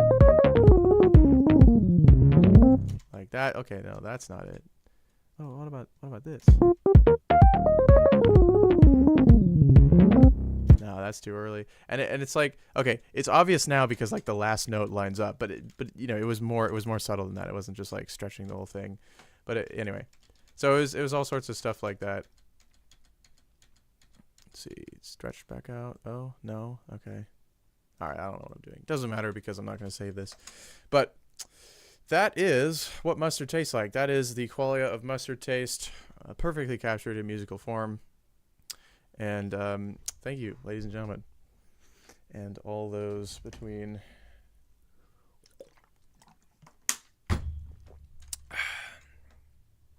The last splash. Maybe not a splash, maybe a splatter. Yeah. Although, yeah, I don't know. I guess can mustard make a splash? It's a liquid, so I guess it could make a splash with enough force. And that's it. That's the track pretty much. Let's see. Is there anything else? I covered the inverted, or the like mirrored key track panning thing. That was cool. I covered that.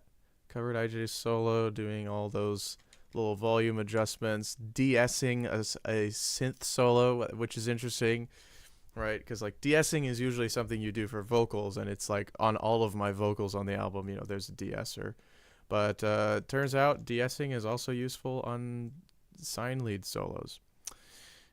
Not that this is exactly a sign lead, like clearly there's more to it. Also, it's kind of interesting if you look at the if you look at the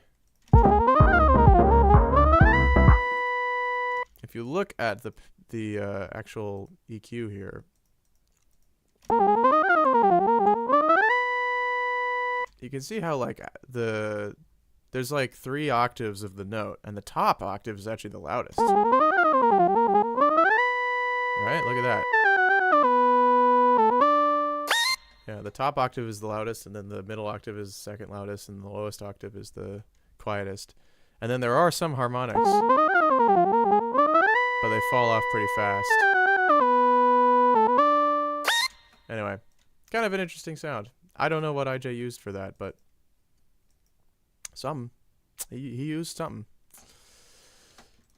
There we go. All right. So now the question is, do we do anything else? Do we look at other tracks? I think we're probably done. Unless people have like more questions or comments or anything, but I think we're probably gonna be done. I think what I'll do is I'll just play through the track once more. Yes, of course. You can also ask questions about like, anything. ask me questions about politics or philosophy or whatever.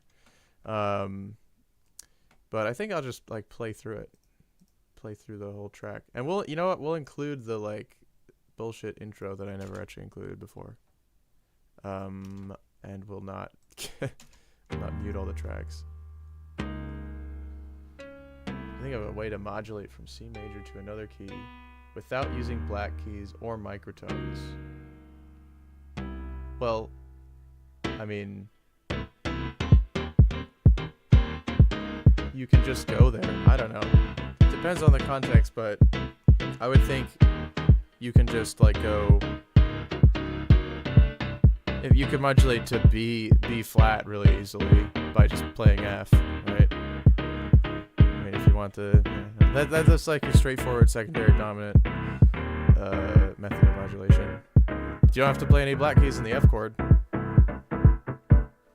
So, yeah, this is the extended full version. Yeah. Ask away, Cass.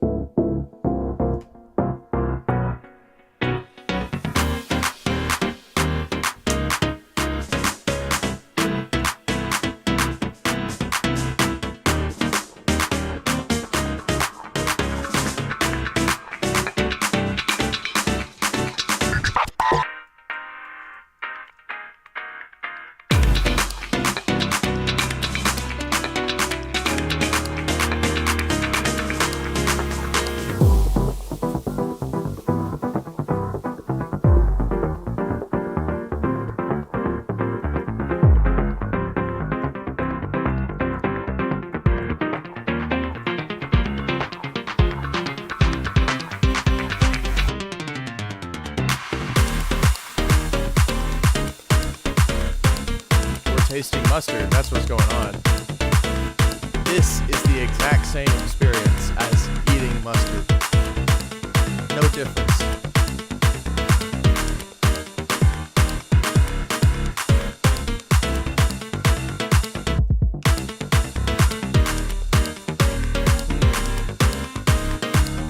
The word modulate in general? That's a good question.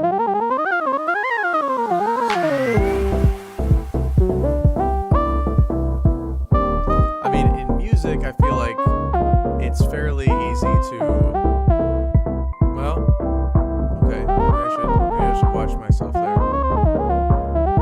Like, on its surface, I'm just like, okay, modulating is when you change key, or you change, like, or rhythmic modulation, right? Metric modulation when you change meter. So, modulation is like changing the context in some way.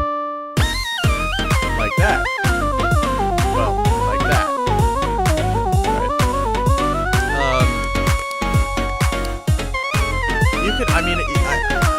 I'm almost like tempted to say like you could also timbrally modulate, like that was a timbral modulation, but I don't know, it seems like a bit of a silly way to put it, right?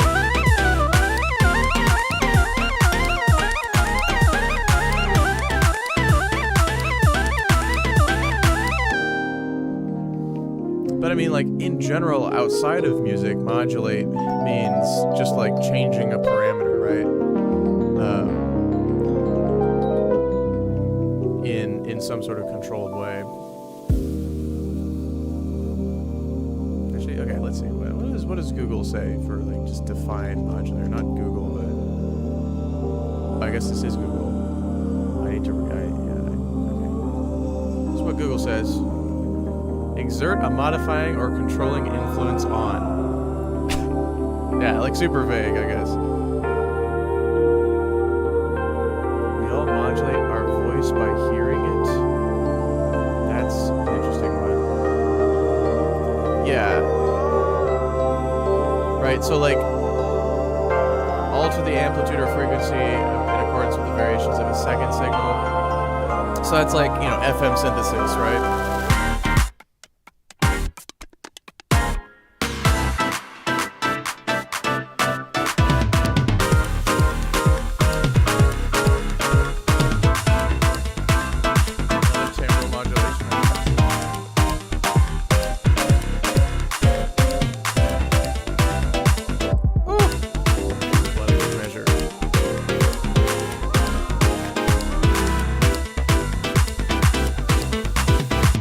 Get big there.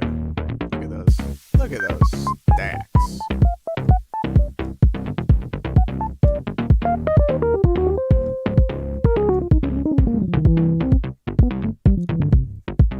Yeah, well, it's broad, but it's also not because, did I close it?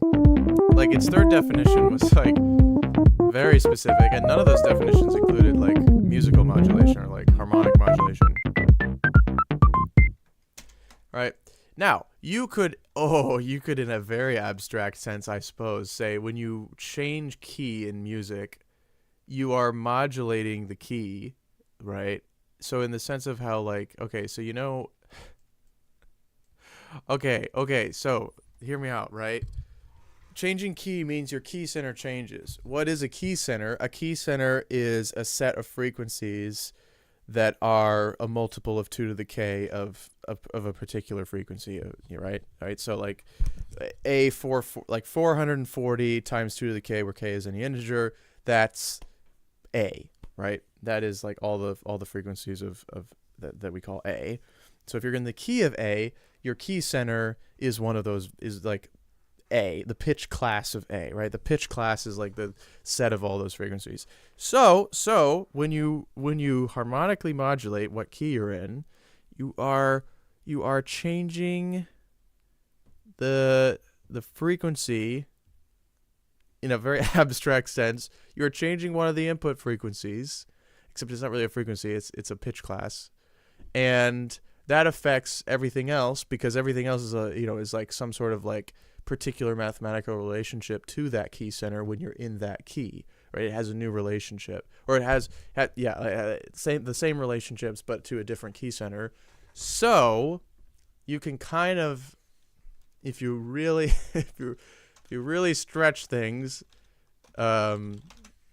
shoehorn harmonic modulation into definition 3 from Google here. Because it says alter the amplitude or frequency. And you could say like, well, the frequency of the audio file on average is changing because we've modulated. I don't know.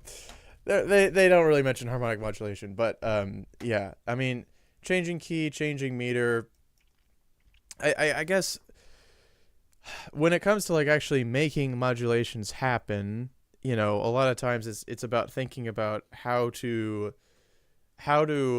like get out of a certain context without sounding like too much of a non sequitur, while also approaching a different context.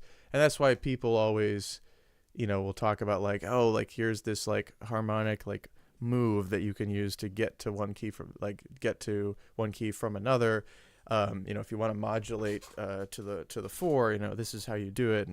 And it's like, I guess the point of that is that the challenging part of making modulations comes when you want it to sound, I guess, less like a modulation. Like you want it to be, let's say, not as obvious, or you want it to sound like, like smooth, or you want it to sound natural, you want it to sound connected, you want it to sound continuous, and like that's what makes it hard, because you can always just start playing in a new key, and like that's a modulation. Congratulations.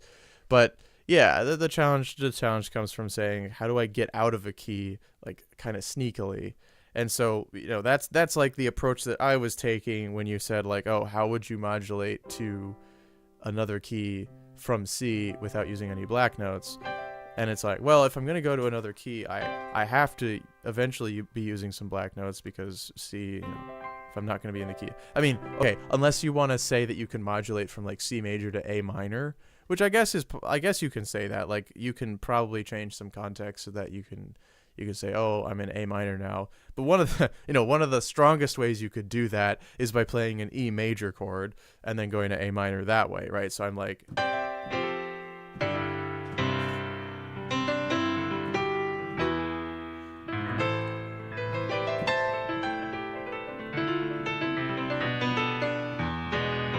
but then I have to use a black key to play the E major chord. So, yeah, definitely. If you use an E7 and then go to A minor, that's probably the best way of saying I'm not in C major anymore.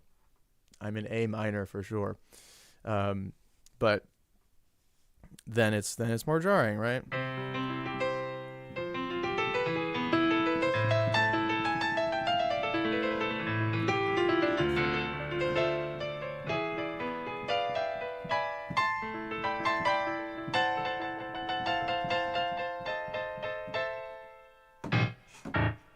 Fun. When I don't use black notes, I always hear C as the root note. Yeah, I mean, but what about when you're just like playing in A minor? Oh, okay. I guess you can just exclude A minor, but I feel like it's very possible to hear other notes as especially like D or F, like Dorian and Lydian, I think are very, very natural sounding, modes.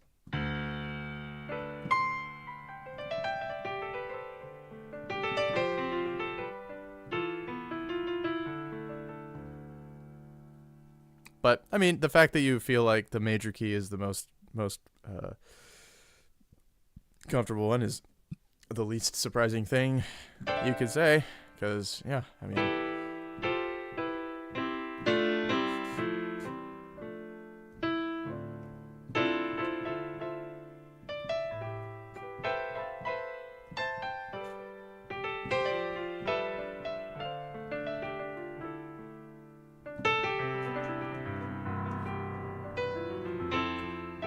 I'm playing in this, by the way. Just, I want you to know, I'm playing with latency and I'm playing with this thing on. And also, like, what is this patch? This does not sound very good for this kind of playing, does it? We could pull up a different project file, but yeah. Yep. Oh God. No, don't delete that. Okay. Anyway, I think that's it. I think that's it for the stream. I'm gonna leave this up, probably, and be like, yeah, here's the breakdown. But that's cool. I start directly in another mode. I can already hear other tones as the basic tone. Yeah, I mean, yeah, I think you'd need a lot of context usually in order to really like make it feel like you're really in Dorian, or you're really in Lydian even.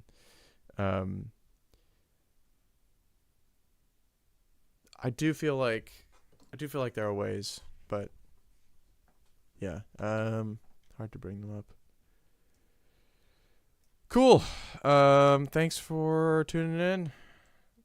That's the single. I'm probably gonna do another one of these, to be honest. I'm probably gonna do another one of these because I'm gonna be off work for a couple weeks here, so like I'm gonna have lots of time. But I'm gonna hopefully work on other videos and other things. I have plans. Yeah, I have plans. That's all I'll say. I'm gonna do some stuff this break though. Hell yeah! Thanks for showing up, Flying Squirrel. Thanks everyone else who's here. I see there are a few people, but they're not in chat. So cool. Goodbye. Merry Christmas. Happy holidays. Everything else. And later. Where's OBS?